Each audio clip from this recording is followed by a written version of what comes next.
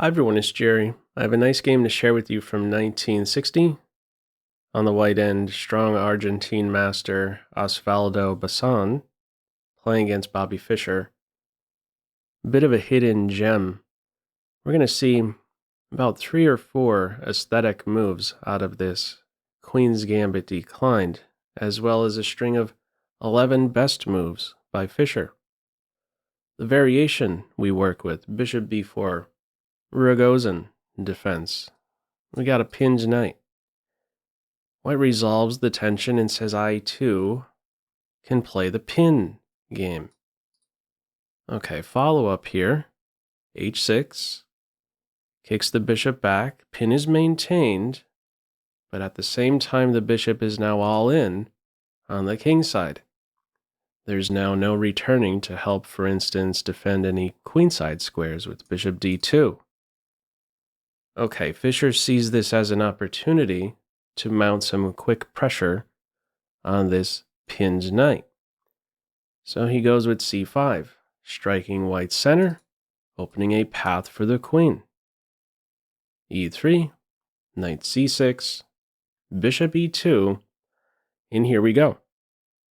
g5 breaks the pin on the knight. This is a very committal move. You should follow up here in a consistent way. If you're going to break the pin on the knight and then not move the knight right away after making this committal move, something's in general off. So consistent play.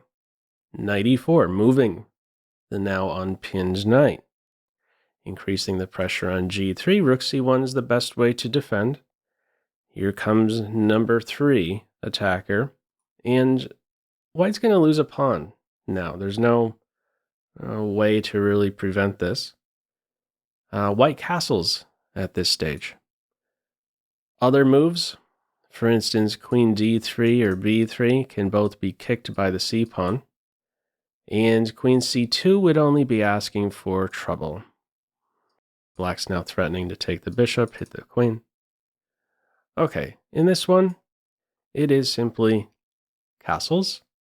And now here comes this string of 11 best moves by Fischer.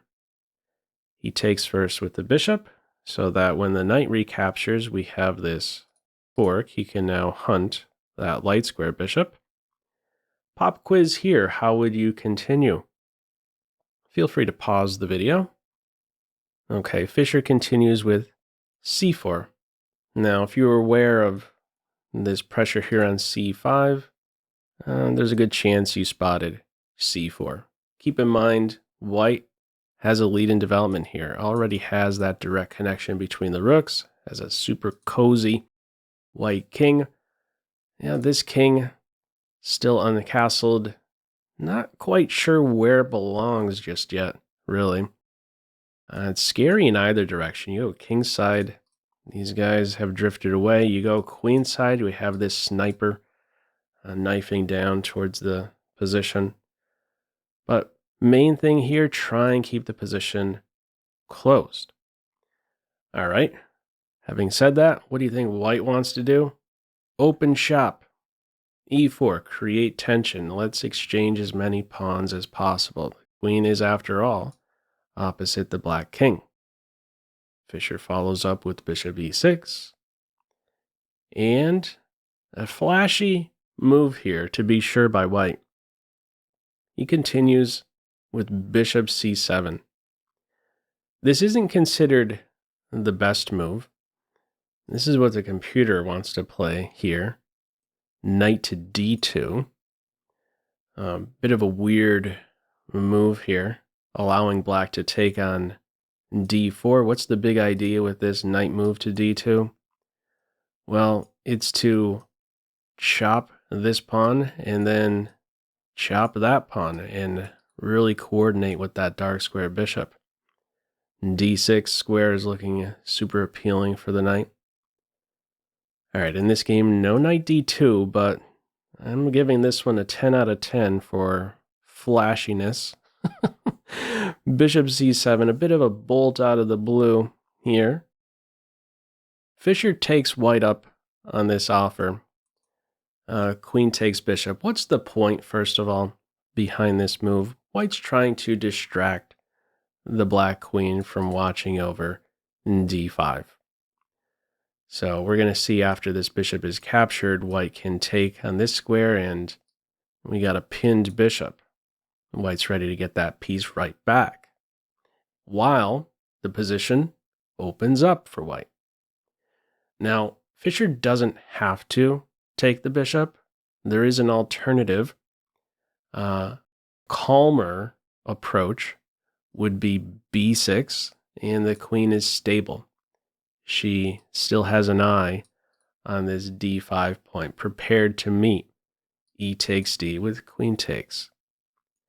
Okay, in this game, Fischer says, fine, I'll take the bishop, follow up e takes d5, and the best move still, g4. White plays knight d2 here. If either capture, black takes the knight, black is up the piece still. Knight d2 in this game. Knight takes d4, another best move, hitting the queen. Queen e4, another pop quiz. How would you follow up here? Feel free to pause the video. Okay, yet another best move, another flashy one, queen f4. So we're offering a queen exchange, and we're prepared to land a fancy fork. Fischer, ever aware of this possibility here, knight e2 with check.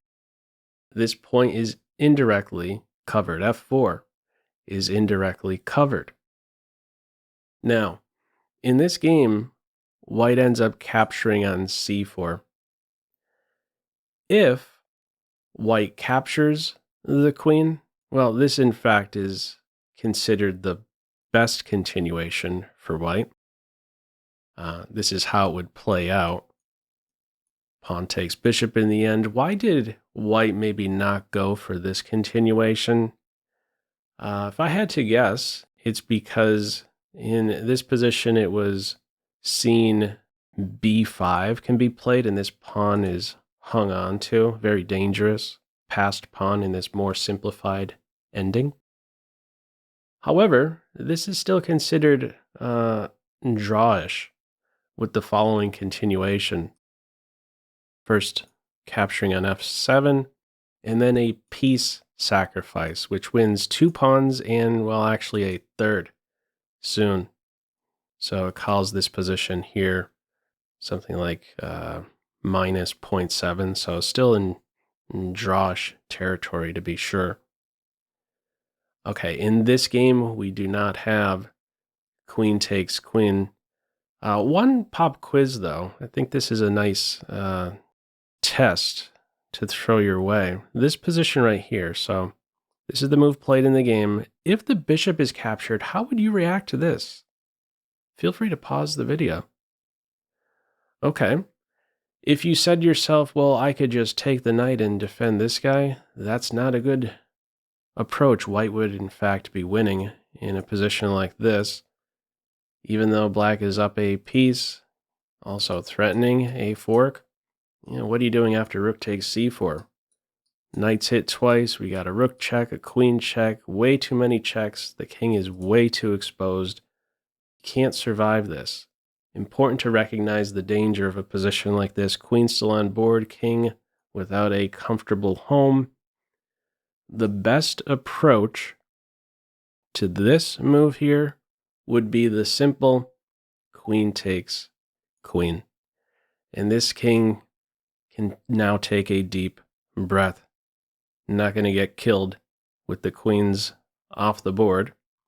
The idea here after the queen exchange would be to now land a fork, winning the exchange. And this is a 1 position now for black. Okay, in our game, the flashy queen f4 is met with rook takes c4. Queens come off. We're not done yet. Right around the corner for white. You're going to get the piece back. Knight is hit. Bishop is hit. How does Fischer save these 2 pieces? Well, he has that check still. king h1, and Fischer doesn't find the very best move here. Let's see if you can spot it. Feel free to pause the video. Okay, in the game, Fischer plays bishop to d7. What's considered best is f5. Now, why f5? Well, first of all, in this position, if you capture the pawn, there would follow knight f6 check, and white gets the bishop. Also, if you play bishop f5, the knight goes to d6, similarly, landing a check and winning the bishop. Now, the best move is f5 here, preparing to now meet either knight check with king e7 counterattack. And if the knight goes to c5, then black can go ahead and take the pawn and is still up the piece. Okay, f5, not spotted here. Bishop d7 it is. Rook to e1, king f8, getting out of any pin on the e-file. Another pop quiz, how would you continue here? Feel free to pause the video. Okay, there's only one move here that keeps this a drawn position for white. He doesn't find it. In the game, knight f6 is played. Now, first of all, rook takes knight is no good because bishop b5 would be there, landing a skewer. Black wins the exchange and would be in a winning position as a result. What's considered best? Well, knight d6 is considered best. The point, one of the points, guard b5. So now there isn't this follow-up idea to land a skewer once rook takes knight is there. Additionally, the knight from d6 covers e8, so there isn't a rook move to help defend the knight. This knight here, by the way, is trapped. All of these squares are covered. Now, if knight d6 was spotted, here's one way the game could go. This is one variation where king comes out to attack the knight like this and then returns back, some kind of repetition of position with the king and knight moves.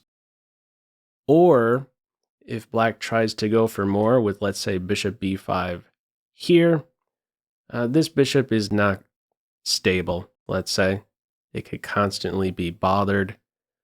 Rook b4, a6, a4, bishop d3, knight c5. Eventually, white will win the piece back now.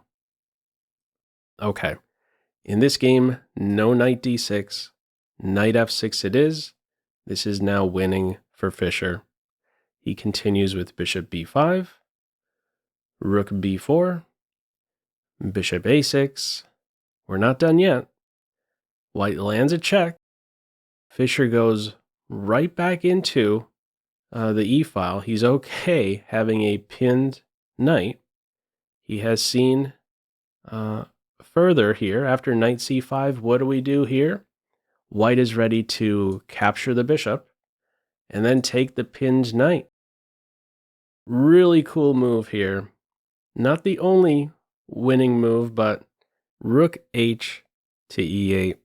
Now, it seems like, on the surface here, white's ready to just take the bishop, and after you recapture, get the knight, and he's got the piece back. Not so fast. Fischer has seen deeper. He's prepared to meet knight takes bishop in a different way. You take the knight, he takes that knight. It's a drawn rook and pawn ending. Cool follow-up here as well. King d6. Do you see what just happened? This here is still a threat.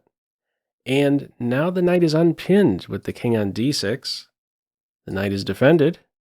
And the knight threatens white. Threatens to land a check and then win the unprotected rook. Black threatens to win the exchange and the knight on a6. This is winning for black. There's no defense against these two threats.